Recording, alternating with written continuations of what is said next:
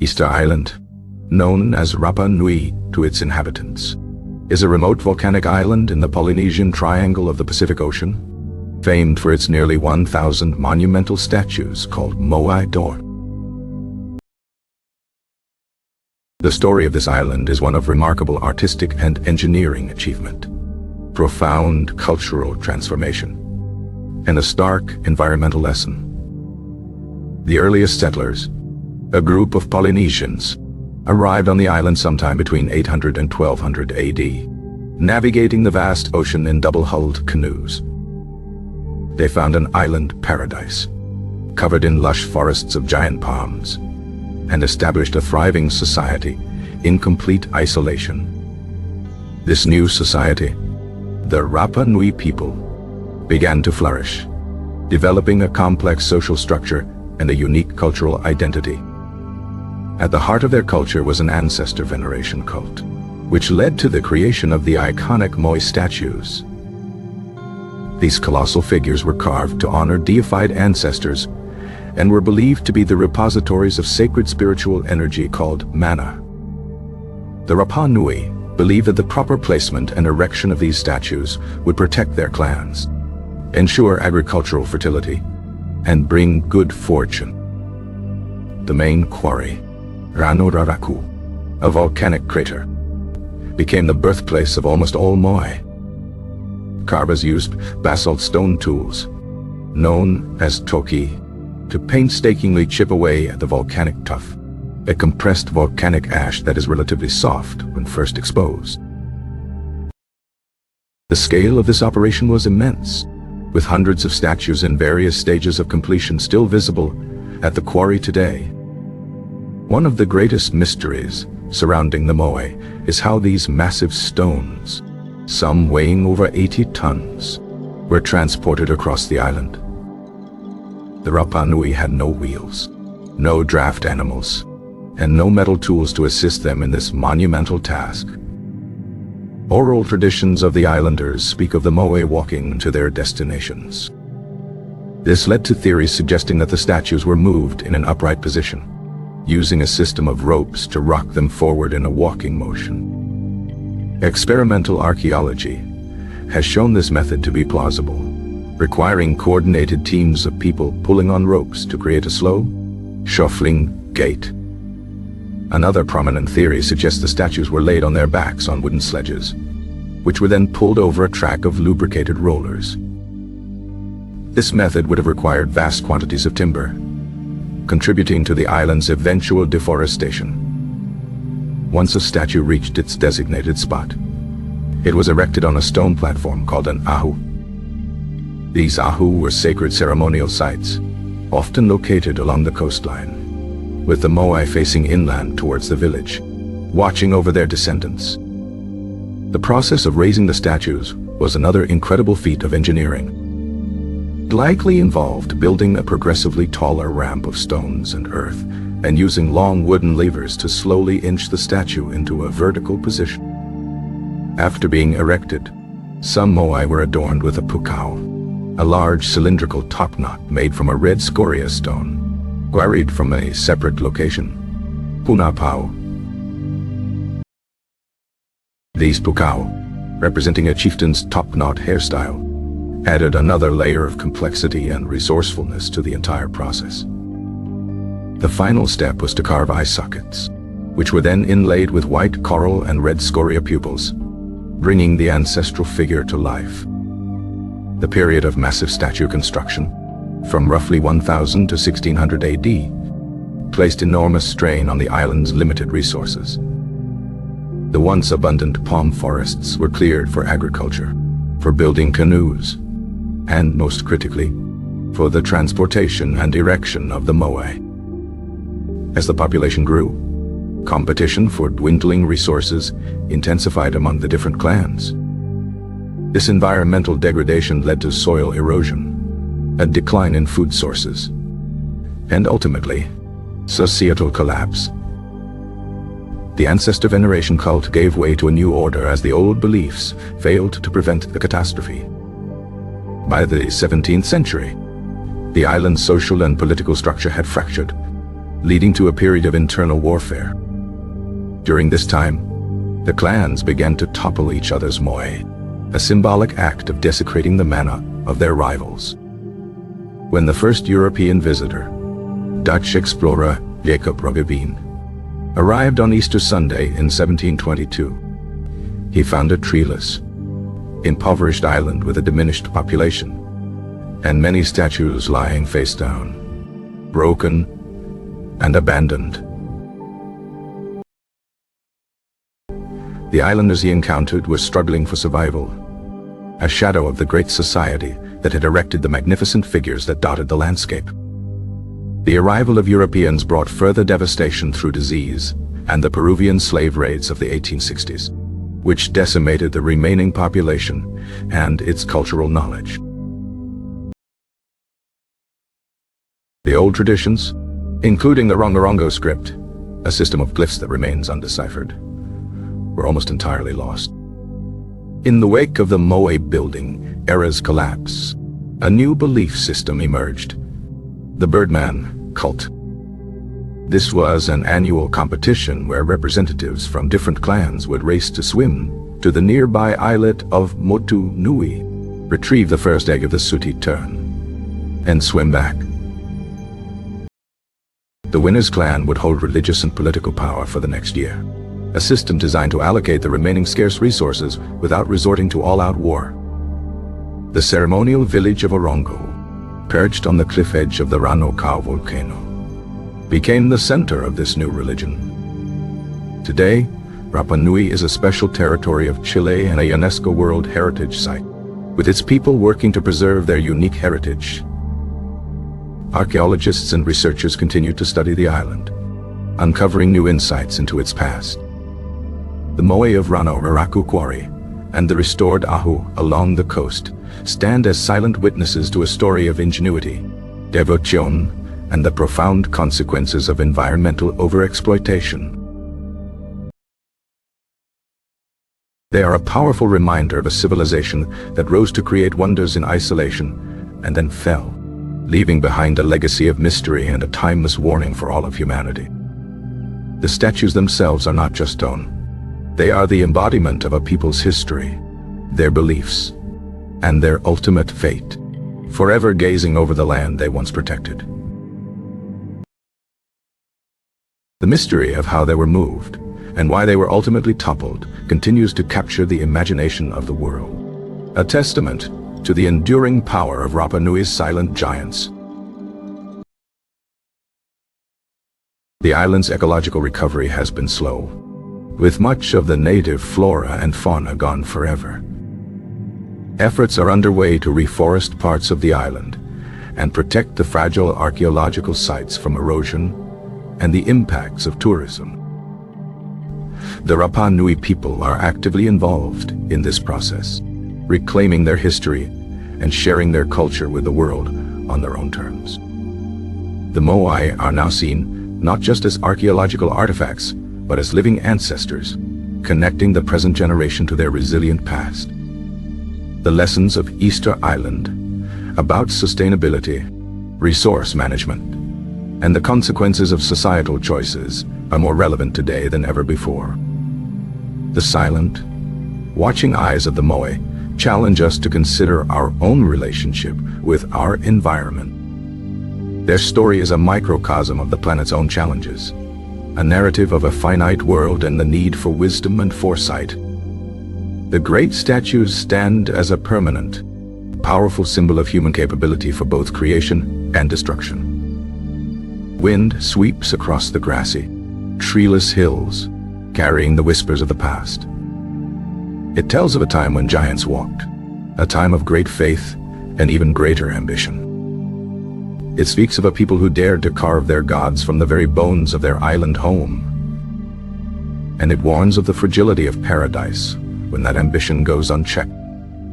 The Moai remain stoic and enigmatic, their secrets only partially revealed. They are a puzzle written in stone, a legacy of a lost world on the most isolated inhabited island on Earth. Each sunrise casts long shadows from the figures, a daily reenactment of their enduring watch. The Rapa Nui spirit persists, a testament to the strength of a culture that has weathered unimaginable hardship. The island's story is not just about collapse, but also about survival and rebirth. The Moai are central to this ongoing narrative, their presence a constant source of identity and pride. They are the guardians of memory, the keepers of a profound human story. The world continues to watch and wonder, drawn to the mystery of the stone giants. The questions of the past fuel the research of the present and the hopes for the future. How did they do it? Why did they stop? What can they teach us? The Moai do not speak, but their presence tells a story of epic proportions. It is a story of a people who reached for the heavens and almost lost everything. It is a story that is, in many ways, the story of us all. The sun sets over the Pacific, painting the sky in hues of orange and purple behind the silhouetted figures of Ahu Tongariki. A lone Moai on a distant hill keeps its vigil, a solitary sentinel against the vastness of the ocean. The stars emerge, the same stars that guided the first Polynesian navigators to this remote shore. The cycle of day and night continues, as does the enduring mystery of Easter Island. The Moai have seen centuries of change, from the height of their glory to the depths of despair. They have witnessed the arrival of canoes and the coming of great ships. They have felt the tremors of the earth and the lash of the wind and rain. They have been pulled down in anger and raised again in reverence. Through it all, they have remained, their stone faces etched with the passage of time. They are a testament to the enduring power of human creativity and the resilience of the human spirit. The story of Rapa Nui is a story for the ages, a cautionary tale, and a source of endless fascination. The Moai are its silent, eternal narrators. They stand as a link to a vanished world, a world of chiefs, carvers, and clans. A world where ancestors walked the land as stone giants. A world that serves as a powerful lesson for our own. The Moai are more than just statues. They are the soul of Rapa Nui, and their mystery is a part of their enduring power. They challenge our understanding of the past and force us to confront the future. The legacy of the Moai is not just one of collapse, but also one of profound cultural achievement. It is a story of what is possible, for better and for worse. The stone giants of Easter Island will forever stand as a symbol of this complex and compelling human drama. Their silent gaze will continue to inspire awe and wonder for generations to come. They are a timeless enigma, a treasure of human heritage, and a profound mystery carved in stone. The Moai are a permanent fixture in the landscape of human imagination. Their story is a journey into the heart of a unique Polynesian culture. It is an exploration of faith, power, and the delicate balance between humanity and nature. The Moai are the protagonists in this epic tale. They are the silent, watchful guardians of a story that must never be forgotten. The island may be small, but its message is universal. The Moai ensure that this message will echo through time. They are the enduring voice of Rapa Nui. The first inhabitants built their homes from the perishable wood of the island's trees. Their society was organized into clans, each with its own chief and territory. Each clan competed to build the most impressive Moai to honor their lineage. The Rano Raraku quarry shows statues abandoned at every stage of creation. One unfinished statue, El Gigante, would have been over 70 feet tall. Red scoria for the pukao was much lighter and easier to carve than the tuff. The coral eyes were only placed in the sockets of Moai on their final Ahu platforms. The loss of trees meant they could no longer build seaworthy canoes for fishing. This led to a diet shift and increased reliance on land birds and cannibalism. The toppling of the statues was a deliberate act of erasing an enemy's power. By the 19th century, not a single statue was left standing on the island. Captain Cook also visited the island in 1774, noting the decline in toppled statues. The Birdman cult was centered on fertility and renewal, replacing the ancestor cult. Petroglyphs related to the Birdman cult are carved into the rocks at Orongo.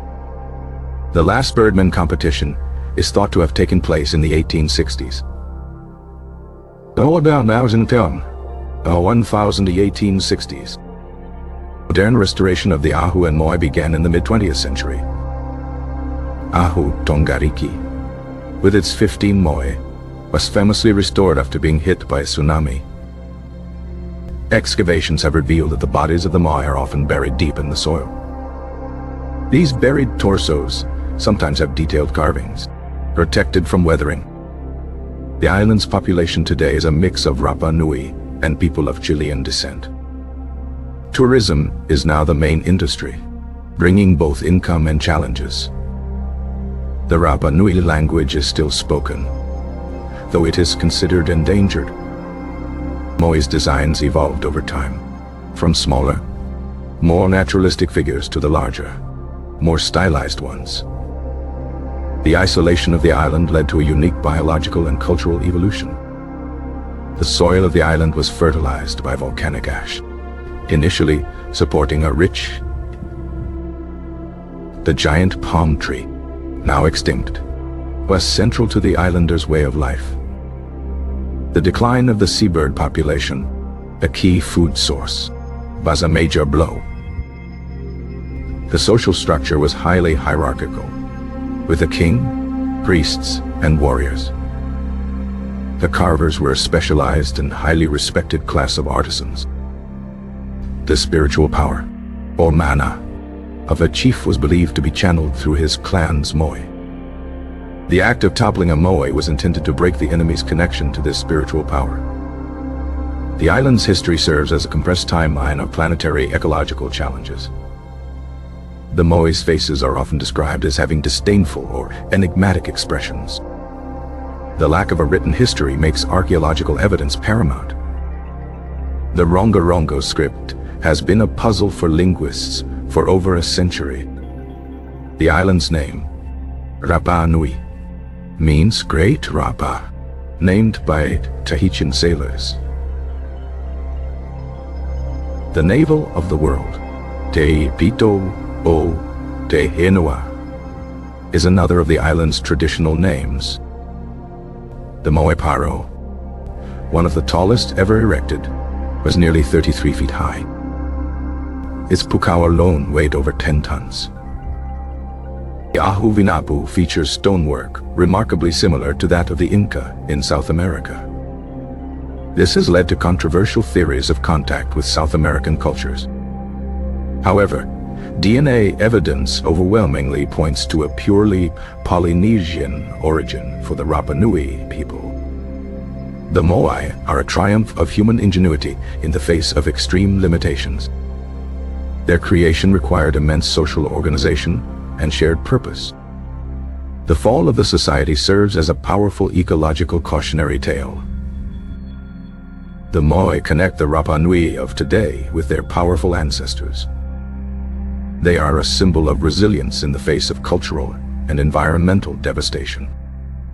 The story of the Moai is a story of the rise and fall of a civilization. Each statue is unique, with distinct characteristics and expressions. The Moai are not just artifacts. They are the living memory of a people. Their silent watch over the island continues into the 21st century. The great stone faces hold their secrets close. They have become a global icon of mystery and ancient wonders. The narrative of Rapa Nui is a testament to the complexities of human societies. The Moai are the final, enduring chapter of that complex story. Their presence shows the world will never forget the people who made them. The stone giants stand as a solemn, beautiful, and cautionary legacy for all time.